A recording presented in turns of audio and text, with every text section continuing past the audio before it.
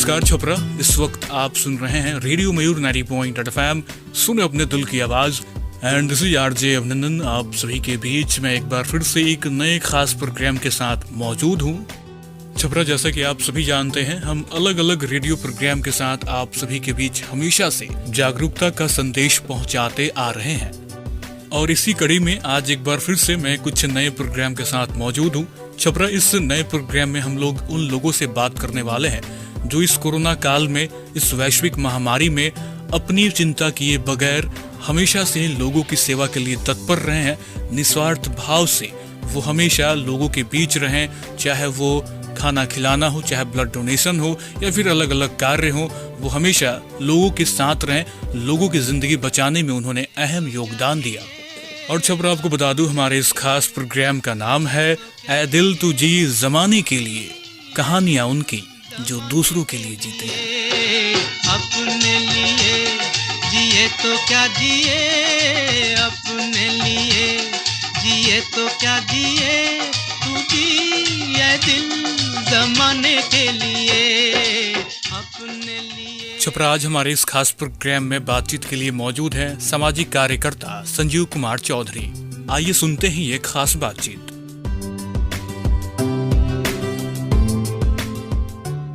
स्वागत है सर आपका हमारे इस खास प्रोग्राम में। बहुत बहुत धन्यवाद अभिनंदन जी और रेडियो मयूर की टीम को। कैसे हैं सर, सबसे पहले बताइए आप। मैं तो सर ठीक हूँ, और आप तो कैसे हैं?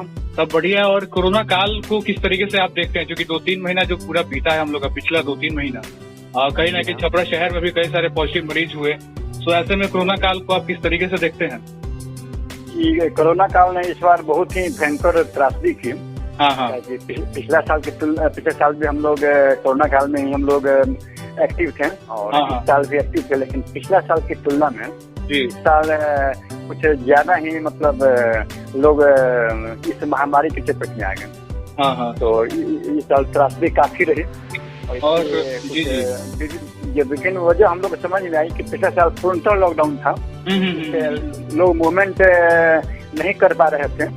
इस बार पूर्णतः लॉकडाउन नहीं था, तो लोग कम बेस बाहर से भी आ जा रहे थे, लोकल लोग भी थे, वो कुछ चलते आ जाए हम लोग कुछ ज्यादा परेशानी झेले। संजीव जी, चूंकि आप अलग अलग संगठन से जुड़े हुए हैं और काफी दिनों से छपरा शहर में अच्छा कार्य कर रहे हैं, और चूंकि आपका अनुभव भी काफी ज्यादा होगा, तो इस 2-3 महीनों में आपने अलग अलग संगठनों के साथ किस तरीके से लोगों तक मदद पहुंचाई है कोरोना काल? तो सबसे पहले तो बताऊं कि कोरोना काल इस बार हम लोगों ने बहुत अलग तरीकों से ही समाज को हेल्प कर पाए हम लोग।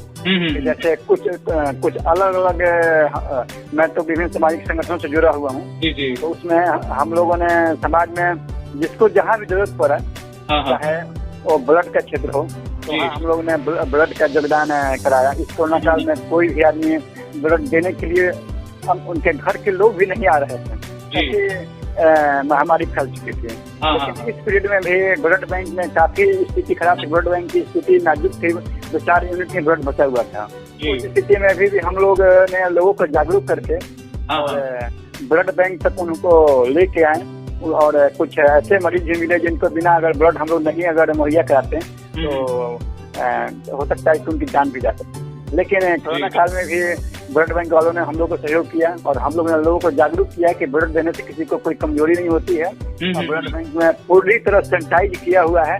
कहीं भी जाने से लोगों के मन में भय था कि अगर हॉस्पिटल में जा रहे हैं तो कहीं कोरोना न वहाँ हो।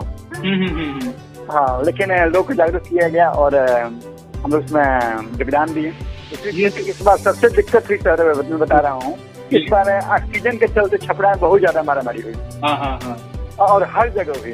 तो इस चीज को आपकी टीम ने किस तरीके से समाधान निकाला इसका, ऑक्सीजन का? हाँ, तो ऑक्सीजन का सर हम लोगों ने समाधान निकाला कि छपरा में 2 डिस्ट्रीब्यूटर हैं जो ऑफिशियली हैं। उन लोगों को हम लोग कोऑर्डिनेट किए कि आप जो भी पुर्जा आ रहा है और जो भी आ रहा है, तो उसमें देखिए कि पहले किसको ज्यादा जरूरत है, किसका जो ऑक्सीजन लेवल है बहुत ज्यादा नीचे है, और उनका एज ग्रुप क्या है, किसको ज्यादा नीड है। तो उसमें प्रायोरिटी के आधार पर हम लोग उनसे रिक्वेस्ट किए, और हम लोगों की टीम ने ऑक्सीजन मुहैया कराई। और हम लोग की रोटी बैंक की हम लोग की है, उसको बीइंग हेल्पर पटना की एक संस्था है, उन्होंने पूरा बिहार में हर संगठन को ऑक्सीजन मुहैया कराई सिलेंडर। उससे भी हम लोग समाज में जहाँ से हम लोग खबर आता था उन लोगों को हम लोग जाके उसको मुहैया कराते। तो ये तो थी सर ब्लड की और ऑक्सीजन की बात। क्योंकि आप अलग अलग टीम से जुड़े हुए हैं और भोजन वितरण के क्षेत्र में भी आपका कार्य काफी अच्छा रहता है, तो भोजन वितरण में किस तरीके की परेशानियां आ रही थी? क्योंकि कोरोना काल में कहीं ना कहीं बाहर निकलना ये एक बड़ा टफ काम था, तो इसको आपकी टीम ने कैसे मैनेज किया? देखिए, भोजन वितरण में तो हम लोग बहुत ज्यादा परेशानी का सामना करना पड़ा, लेकिन उस परेशानी में भी 2-3 टीम के साथ हम लोग मिलकर अलग अलग, जैसे कुछ टीम को दिन में हम लोग लगाते थे, जैसे दिन में मान लीजिए, और उससे हम लोग 2 तरह से काम किए। एक काम किया कि हम लोग हॉस्पिटल में वैसे मरीज को चिन्हित किए कि जिनके इफेक्टेड होने से उनके घर के बच्चे घर में अकेले हैं, अब उनको घर में कोई खाना बनाने वाला नहीं है, तो फिर चाहे कोई बुजुर्ग है जो 60 साल से ऊपर के हैं, उनको मतलब अपना दैनिक क्रिया करने में भी दिक्कत होती है, वैसे लोगों को हम लोग हर बार चिन्हित किए।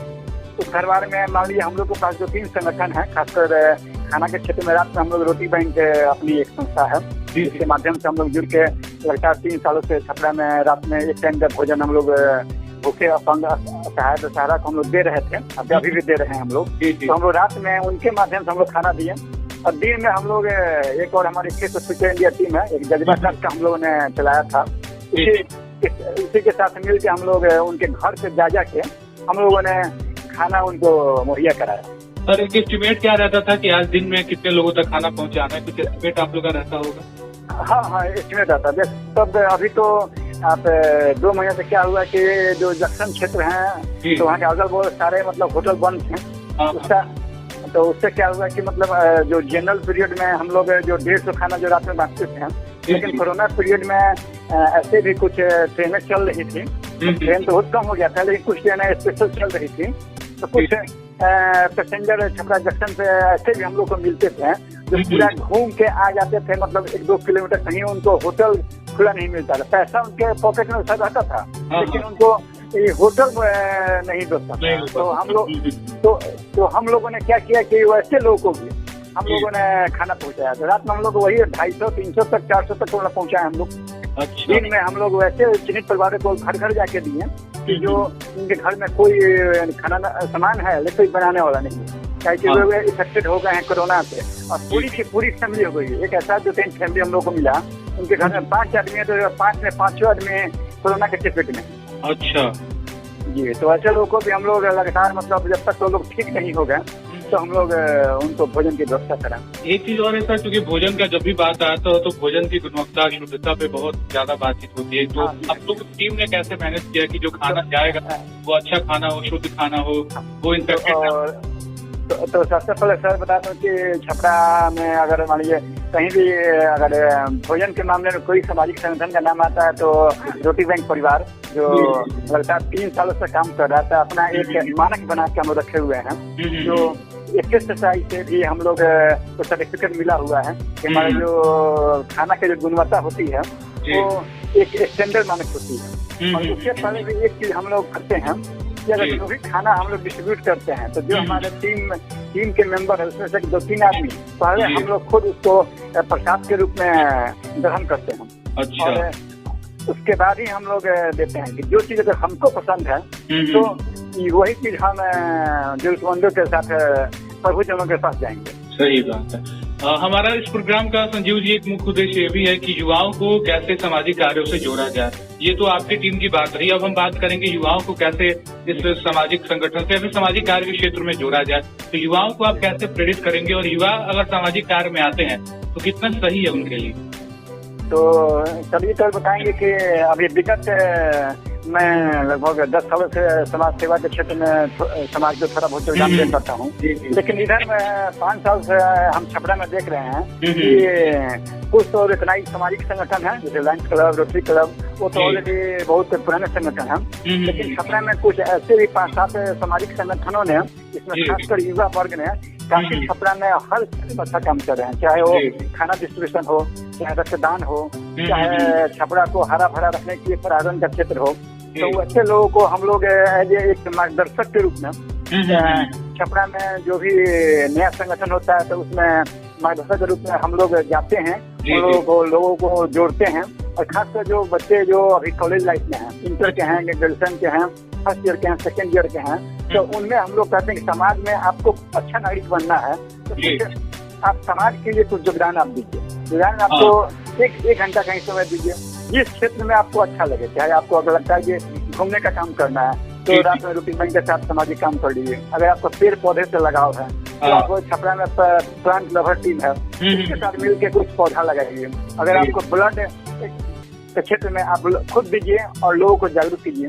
तो सारी लोगों को हम लोग यही कहेंगे कि छपरा में इधर विगत 5 सालों से हम काफी युवा आगे आ रहे हैं। हम लोगों के साथ कंधे में कंधे मिलाकर हम लोग के साथ दे रहे हैं और वो एक छपरा में मिसाल के तौर पर देखा जाए तो हर क्षेत्र में आगे बढ़ रहे हैं। संजीव जी, आपसे जानना चाहेंगे कि आपकी जो भी टीम रही, जितने भी संगठन से आप जुड़े हुए हैं, ऐसा कभी किस्सा घटा हो जहाँ पे किसी ऐन मौके पे किसी को ब्लड की जरूरत हो या फिर किसी को भोजन की जरूरत हो और आपकी टीम ने ऐन मौके पर जाके उसे उपलब्ध कराया हो, ऐसा कोई किस्सा आपके साथ घटा?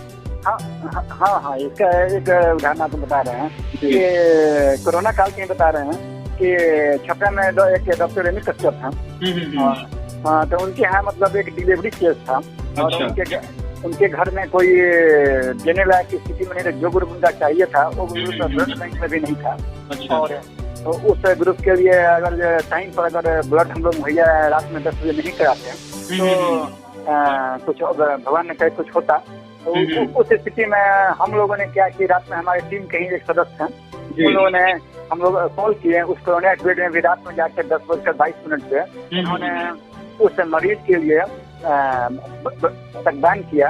वो जो हम लोगों को एक उनका परिवार वालों जो हम लोगों को एक दुआ दी है, हम लोग के प्रति निश्चल प्रेम था, वो चीज हम लोग बयान नहीं कर सकते। कुल मिलाकर कितनी संतुष्टि हो पाती है सर, अगर किसी कार्य को आप अच्छे से कर पाते हैं और खासकर समाज सेवा, तो दिल को कितनी तसल्ली मिलती है? इस पे आप क्या कहेंगे?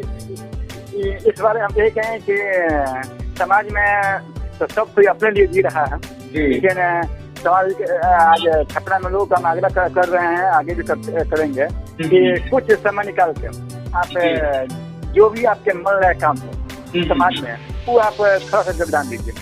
ज्यादा नहीं, आपको जिस चीज में आपका इंटरेस्ट हो, चाहे आप ब्लड के क्षेत्र में हो या खाना के क्षेत्र में हो या पेड़ पौधे लगाना हो या दलित बस्ती में जाके 1 घंटा आपको अपना शिक्षा दान, जैसे हम लोग शिक्षा दान से भी जुड़े हुए हैं, तो हम लोग रोज 1 घंटा फ्री ऑफ कॉस्ट से लोगों को पढ़ाते हैं। यहाँ भी आपको एक आत्मसंतुष्टि मिलता है, तो संतुष्टि आप पैसों से खरीद सकते हैं। बिल्कुल। तो सर, अब जो कि हम लोग आखिरी पड़ाव पे हैं प्रोग्राम के और आपने बहुत चीज अपनी बताई हो चुकी है, आपने छपरा को काफी करीब से देखा है, पिछले 10 सालों से लगातार आप काम कर रहे हैं। छपरा वासियों को, पूरे बिहार वासियों को आखिरी संदेश आप क्या देना चाहेंगे? आगे हमें कहीं कि अभी महामारी खत्म नहीं हुई है, अभी हम लोग को सब रखना है, मास्क का उपयोग करना है, सैनिटाइज उपयोग करना है, और जो तीसरा लहर है उसकी तैयारी अभी से ही करनी है। और तो वैसे हम लोग न अभी से बेफिक्र हो जाएं कि उस लहर में हम लोग कुछ सेकंड लहर से महामारी में हम लोग आक्रांतित हो जाएं। तो थोड़ा सा अभी सब रखने का समय है, और स्पेशली बच्चे लोगों को इससे हम लोग चाहेंगे कि आप लोग को ध्यान देना है और टीका जरूर है। टीका के बारे में जो ध्यान से फैली, टीका लेने से बहुत ज्यादा लोग जागरूक नहीं हो पा रहे हैं, तो वैसे लोग हम इससे साझा करेंगे छपरा वाले को, बिहार वाले को और पूरे देशवासियों को कि आप लोग कोरोना का टीका दोनों डोज जरूर ले लें, वो हम लोगों के लिए जान बचाने में काफी सहायक है। बहुत बहुत शुक्रिया संजीव जी, हमारे इस खास प्रोग्राम से जुड़ने के लिए। Thank you so much. बहुत बहुत आभार सर आपका। Thank you.